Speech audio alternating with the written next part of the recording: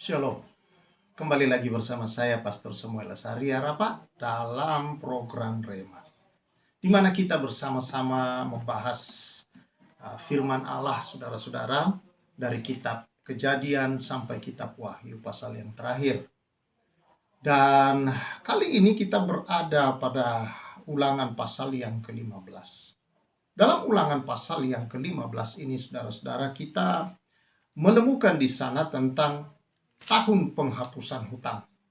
Yaitu di mana kalau ada seorang yang miskin di antara orang Israel atau bangsa Israel pada masa itu, lalu dia datang kepada saudaranya sesama orang Israel untuk meminjam, maka dia harus memberikan pinjaman seperlunya dia.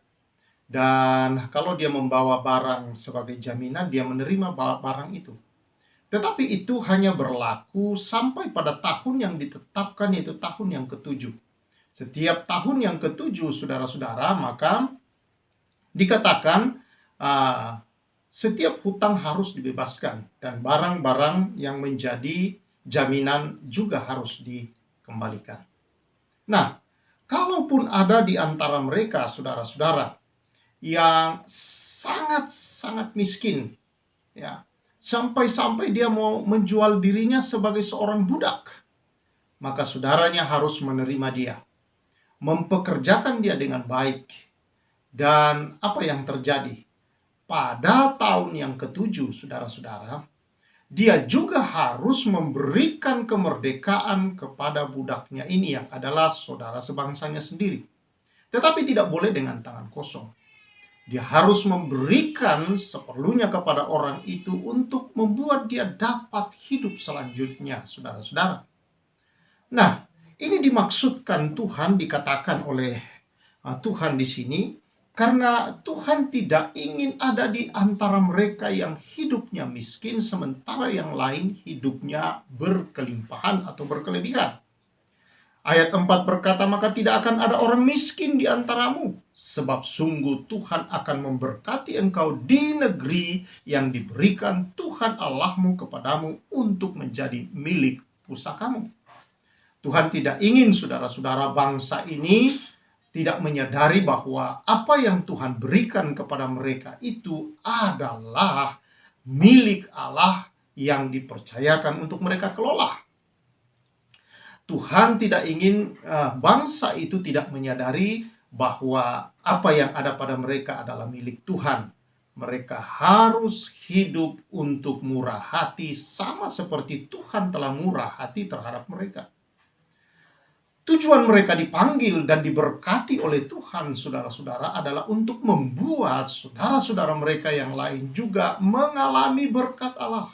Jadi mereka diberkati adalah untuk menjadi berkat bagi saudara-saudara seimannya atau sebangsanya. Nah, saudara yang saya kasihi di dalam Tuhan Yesus Kristus, mengapa Tuhan melakukan ini kepada mereka? Ayat yang ke-15 berkata, haruslah kau ingat bahwa engkau pun dahulu budak di tanah Mesir, dan engkau ditebus Tuhan Allahmu. Itulah sebabnya aku memberi perintah itu kepadamu pada hari ini. Jadi saudara yang saya kasihi di dalam Tuhan Yesus, Tuhan memberikan hukum atau perintah itu kepada mereka untuk mereka mengingat senantiasa mereka berasal dari mana. Mereka dulu juga adalah budak. Mereka oleh anugerah, bukan karena mereka pantas, bukan karena mereka layak, tetapi karena anugerah Tuhan mereka dimerdekakan. Mereka menerima kemurahan hati Tuhan, dan mereka seharusnya juga hidup sebagaimana Tuhan berkemurahan terhadap mereka. Mereka diharapkan oleh Tuhan bahwa mereka ditebus dari perbudakan dan tidak lagi memiliki mental budak, yaitu diperbudak dan memperbudak atau balas dendam, saudara-saudara. Tetapi mereka dipanggil Tuhan, diberkati oleh Tuhan, adalah supaya mereka juga murah hati bagi sesamanya. Saudara yang saya kasihi di dalam Tuhan Yesus, saya kira hukum ini tidak pernah berubah di dalam kehidupan orang-orang percaya sampai pada hari ini. Bahwa Tuhan ingin kita hidup, saudara-saudara, sama seperti Kristus telah menebus kita. sama seperti Dia yang telah memerdekakan kita, lalu memberkati kehidupan kita, saudara. Dia tidak ingin kita egois.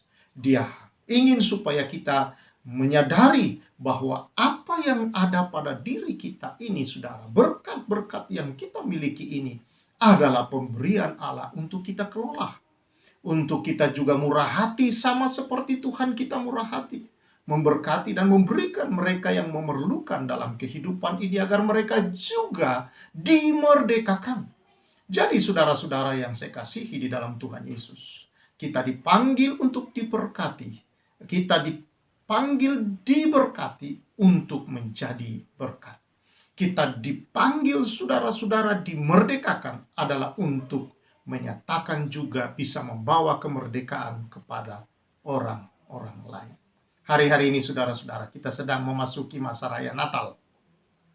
Hari ini tanggal 23 Desember. Tinggal 2 hari lagi kita memasuki hari puncak dari perayaan Natal, kelahiran Tuhan kita Yesus Kristus ke dalam dunia ini. Ini adalah satu pengorbanan besar tentunya bagi Sang Bapa. Bagaimana Dia harus melepas, bagaimana harus mengizinkan anaknya, saudara-saudara, memberikan anaknya untuk kita. Satu-satunya yang Dia miliki, satu-satunya kekayaan yang Dia miliki di dalam dirinya, saudara-saudara. Dia harus lepaskan semata-mata karena kasih.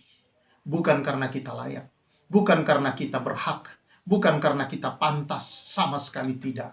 Tetapi karena Dia mengasihi kita. Dan Dia adalah Bapa yang murah hati dan penuh belas kasihan. Dia berikan itu kepada kita, saudara-saudara. Menebus kita dari cara hidup kita yang lama, yang diwarisi dari nenek moyang kita yang sia-sia itu, saudara-saudara. Kita ditebus dari situ. Cara hidup yang tidak sesuai dengan hati Tuhan. Cara hidup yang egois. Cara hidup yang serakah. Cara hidup saudara-saudara yang pelit. Tuhan mau ketika Dia tebus kita, Dia keluarkan kita dari cara hidup yang lama itu, saudara-saudara, menjadikan kita manusia baru melalui putranya Yesus Kristus yang turun ke bumi ini. Maka kita dapat hidup sama seperti Dia hidup, yang penuh kasih, belas kasihan, dan murah hati. Biarlah masa raya Natal, biarlah Natal yang kita peringati ini mengingatkan kepada kita juga, dan mengingatkan juga dan membangkitkan dalam hidup kita dan diri kita, saudara, bahwa kita telah dikasihi. Kita telah menerima belas kasihan Tuhan dan kemurahan hati Tuhan.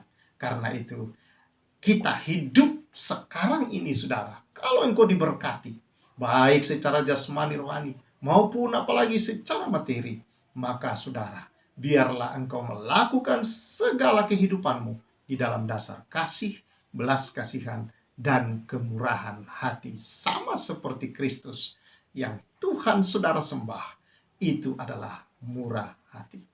Kalau kita menyembah sesuatu, maka kita akan semakin sama dan mirip dengan yang kita sembah. Bukankah tujuan Tuhan memanggil kita menjadi penyembah-penyembah di dalam roh dan kebenaran adalah supaya kita semakin disempurnakan, menjadi semakin serupa dalam gambarannya. Itu, puji Tuhan saudara-saudara. Kiranya kebenaran firman Tuhan ini, saudara, membawa kita hidup di dalam dasar kasih, belas kasihan, dan kemurahan hati. Tuhan memberkati saudara-saudara. Sambut kedatangannya ke dalam dunia ini. Bukan sekedar perayaan biasa, tetapi saudara, untuk juga mengingat bahwa Dia datang mengubahkan hidup kita untuk diberkati, menjadi berkat, dimerdekakan untuk membawa kemerdekaan bagi orang-orang lain. Dan Tuhan memberkati saudara-saudara, sukacita, damai sejahteranya melingkupi dan memenuhi engkau senantiasa. Haleluya. Kiranya Tuhan memberkati kita semua. Saya Pastor Samuel menyampaikan salam restorasi.